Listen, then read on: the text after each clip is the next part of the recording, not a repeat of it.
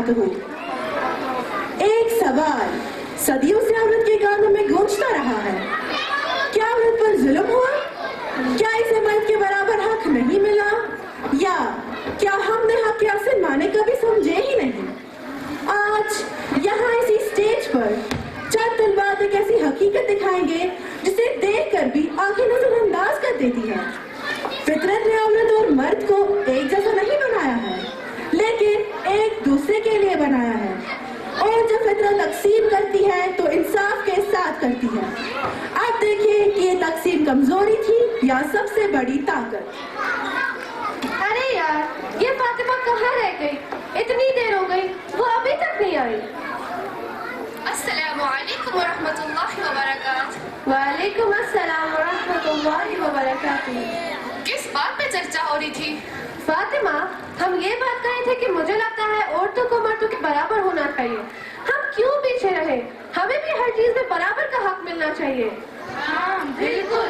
अच्छा बताओ तो सही, आप लोगों को किन किन चीजों में बराबरी चाहिए? मर्द कमाते हैं, हमें भी कमाने का बराबर मौका मिलना चाहिए। वो आजादी से घूमते हैं, हमें भी वही आजादी होनी चाहिए। वो फैसला करते हैं, हमें भी इतना ही हक होना चाहिए। वरासत में इनका हक ज्यादा होता है, हमें भी बराबर चाहिए। और हाँ, घर के काम सिर्फ औरत ही क्यों करे, मर्द भी करे। आखिर बराबरी का मतलब यही तो है कि सब कुछ एक जैसा हो। आप सबकी बातें सुनकर लगता है आप समझती हो कि औरत के साथ नाइंसाफी हुई है, लेकिन असल हकीकत तो कुछ और है। अगर मैं अपनी बात करूं तो मुझे मर्दों के बराबर हुकूक नहीं चाहिए। क्या? क्यों? देखिए, इस्लाम ने मर्द पर घर के नाम व नफके की जिम्मेदारी रखी है, औरत पर नहीं। अगर औरत कमाने लगे तो वो सिर्फ उसकी अपनी कमाई होगी, मर्द का उस पर कोई हक नहीं। अब बताओ, ये इंसाफ है या नाइंसाफी? इंसाफ। यानी अगर औरत कमा भी ले तो वो सिर्फ उसकी अपनी कमाई होगी। हाँ बिल्कुल। और सुनो, औरत को महर मिलता है जो उसका जाती हक है। मर्द पर लाजिम है कि अपनी हैसियत के मुताबिक बीवी को दे।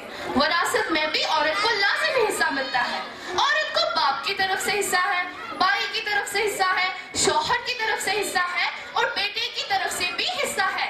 यही लड़की जो बेटी है तो बेटी की परवरिश को जन्नत का जरिया बना दिया गया, बहन है तो रहमत बना दिया गया, फिर बीवी है तो मर्द का लिबास और उसका सुकून कहा गया, और माँ बनते ही कदमों तले जन्नत आ जाती है। वाकई यूँ तो कभी मैंने सोचा भी नहीं था।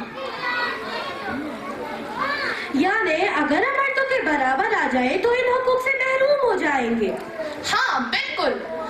अगर औरत कई जगह जॉब करने जाती है तो जॉब में सहूलियत दी जाती है। बराबर के हुकूक में तो औरत के नुकसान ज्यादा है। बैंक, हॉस्पिटल, मार्केट, हर जगह लेडीज फर्स्ट के असूल पर रिलीफ मिल जाता है। कोई मुश्किल या परेशानी वाला काम हो तो वो खुद ब खुद मर्दों पे आ जाता है। मैं बाबा से मिलने जाती हूँ तो मुझसे खड़े होकर मिलते हैं और भाई को तो बैठे बैठे ही सलाम कर देते हैं। हमें औरतों को कभी बिल अदा नहीं करना पड़ता, कभी इलेक्ट्रिशियन प्लम्बर के साथ दिमाग खराब नहीं करना पड़ता। औरतों के लिबास मर्दों से ज्यादा महंगे आते हैं, जूतों और कपड़ों की तादाद उनसे ज्यादा होती है, और ये सारे बेशुमार फायदे सिर्फ हमें ही हासिल है। अब बताओ, मर्दों के बराबर हुकूक पाकर कांटे का सौदा करेंगे क्या? इसलिए तो कुरान ने मर्दों को कव्वाम कहा है, क्योंकि वो तो हमारे मुहाफिज होते हैं। हाँ बिल्कुल। और सबसे बड़ी बात, ईमान और इबादत में मर्द और औरत दोनों बराबर है। आखिरत के अजर में किसी के साथ कमी बेशी नहीं। तो मतलब ये हुआ, असल में हम औरतों को तो मर्दों से भी ज्यादा हुकूक मिले हैं। हाँ, यही असल अदल है। बराबर का मतलब ये नहीं कि हर चीज एक जैसी बांट लेनी है, बल्कि फितरत में इंसाफ, और इस इंसाफ में सबसे ज्यादा फायदा औरत को मिला है। लेकिन आजकल तो फेमिनिज्म के नाम पे हर जगह यही नारे लगते हैं कि हम औरतों को मर्दों के बराबर हुकूक चाहिए, हमें मर्दों की गुलामी नहीं करनी, और मेरा जिस्म मेरी मर्जी। और फेमिनिज्म यही दावा करती है कि मर्द को औरत के बराबर हुकूक मिलना चाहिए, वो किसी की पाबंद नहीं होनी चाहिए, हर मैदान में आजाद होनी चाहिए। हाँ, फेमिनिज्म की हकीकत एक बेलगाम आजादी है। फेमिनिज्म ने औरत को क्या दिया और क्या छीना? अगर हम इसकी बुनियाद देखें तो फेमिनिज्म मगरिब से शुरू हुआ, और मगरिब की औरतें आज आजाद तो है, लेकिन किस हाल में? डिप्रेशन की मरीज, बुरी तरह टूटे हुए खानदान, तन्हाई का शिकार और खुदकुशी की शरह में सबसे आगे। ये आजादी नहीं, ये गुलामी का नया अंदाज है। پہلے عورت مرد کے ظلم کی شکار تھی، اب وہ بازاروں، فیشن اور سوشل میڈیا کے ظلم کی شکار ہے۔ یعنی فیمنزم کا نعرہ بظاہر دلکش لگتا ہے لیکن در حقیقت یہ اللہ کے نظام فطرت کے خلاف ہے۔ ہاں، کوئی بھی نظریہ قانون عورت پر حکم نہیں چلا سکتا، نہ دین، نہ فطرت اور نہ شریعت۔ اسلام عورت کو عزت دیتا ہے، اسے بے لگام آزادی نہیں دیتا۔ اسلام نے عورت کو حق دیا ہے، اسے بے راہ روی کا اختیار نہیں دیا۔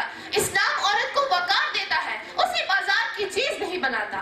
اسلامی شریعت کہتی ہے کہ نہ کبھی عورت مرد کی غلام تھی اور نہ ہی اس کی حریف، لیکن اس کی زندگی کا ایک محترم اور مقصد حصہ۔ اسلام عورت کو قید نہیں دیتا، اسے آزادی دیتا ہے۔ اسلامی عورت آزاد ہے لیکن اللہ کے حکم کی قید میں، اور یہی قید اس کی عزت کی زنجیر ہے۔ میری بہنوں، اسلام آزادی کا مطلب یہ نہیں کہ تم اپنی مرضی سے چلو، بلکہ یہ ہے کہ تم اللہ کی مرضی میں راضی رہو۔